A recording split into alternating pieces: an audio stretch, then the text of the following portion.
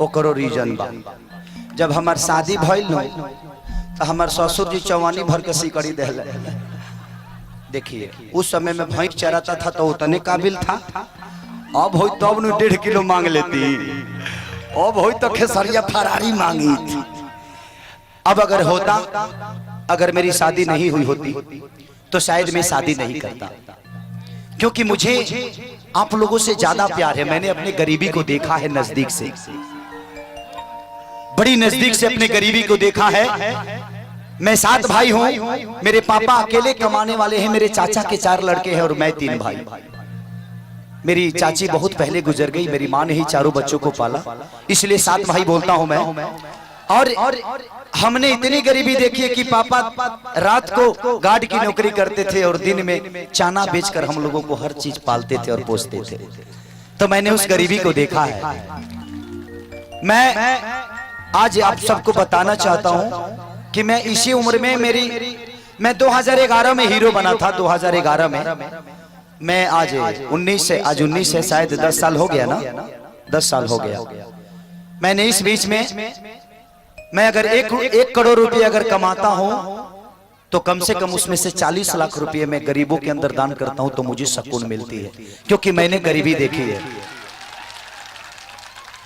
आप लोगों के, जबकि वो मेरा पैसा नहीं है, वो मेरा कुछ नहीं है। आप लोग चंदा देते हैं। खेसरिया का एक गाना अगर आप लोग सब्सक्राइब कर देते हैं, खेसरिया के चैनल सब्सक्राइब करते हैं तो मुझे 10 पैसे मिलते हैं उससे। तो 10 पैसे मिलते हैं तो उसी 10 पैसे से मैं उन गरीबों को, मैंने 62 बच्चों को गोद लिया है, अपना बेटा की तरह पालता हूँ, पढ़ाता हूँ और उनका ख्याल रखता हूँ। मैं आप सबसे भी बोलता हूँ कि आपके जीवन आपके परिवार के लिए नहीं मिली है। मैं इसलिए करता हूं कि सारी दीवानगी जो आप सबकी है, अगर एक भी आदमी खेसारी के असूलों पे चल गया तो शायद मेरा उन गरीबों के लिए करना सार्थक हो जाएगा। तो मैं करूंगा तो शायद आजकल के जनरेशन इस चीज को जरूर करेगी। अपने माँ बाप को कभी नहीं बोलना। मैंने जो कुल्ली नंबर 1 सिनेमा बनाई है, अगर एक भी बच्चा अपने माँ बाप को अनाथ आश्रम नहीं भेजा तो शायद उस सिनेमा बनाना मेरा सार्थक हो जाएगा। तो इसलिए मैं कोशिश करता हूं कि वहां वो काम करूं।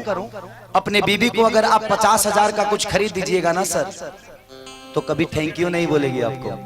लेकिन किसी गरीब को अगर जरूरत पे अगर 50 रुपये दे दीजिएगा ना, तो लगेगा कि उसके जीवन के सब कुछ मिल गया आपको। तो करके देखिएगा, बड़ा मजा आता है। मेरे छपरा में 45 घर जल गए थे। मैंने उनको कुछ नहीं दिया, घर बनाने का थोड़ा सा मदद किया।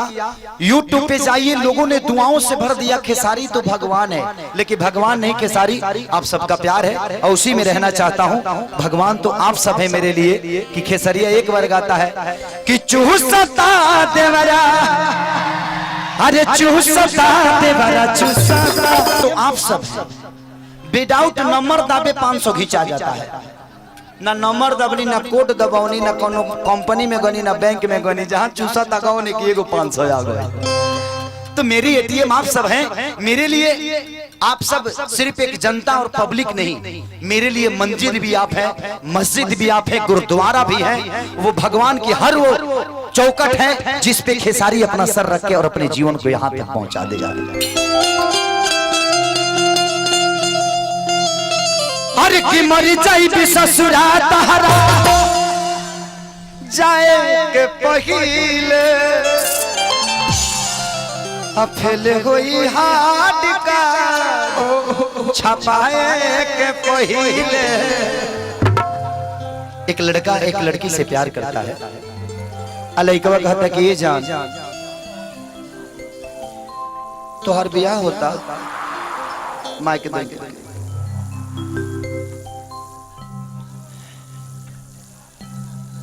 तोहर बियाह होता, हाँ, हमरा के छोड़ के चल जाइबू, हाँ,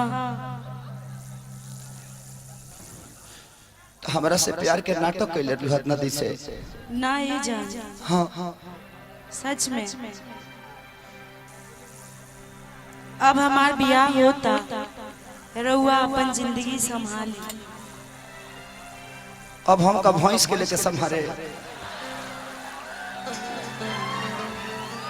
जब तू चलिए जाइबू तो जब इंसान के साथे हमार जीवन ना कटी तो भैंस के संग का करे रे। बताओ हम जीवन भर दूध दू ही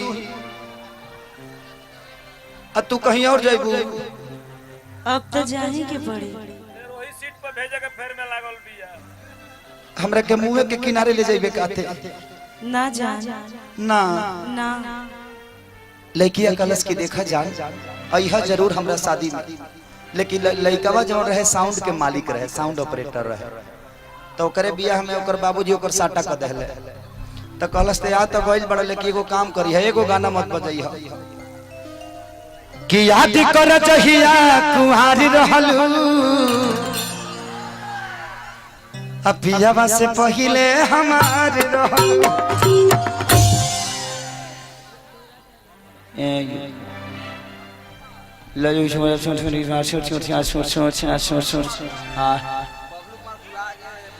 बबलू कुमार भुला गए हैं।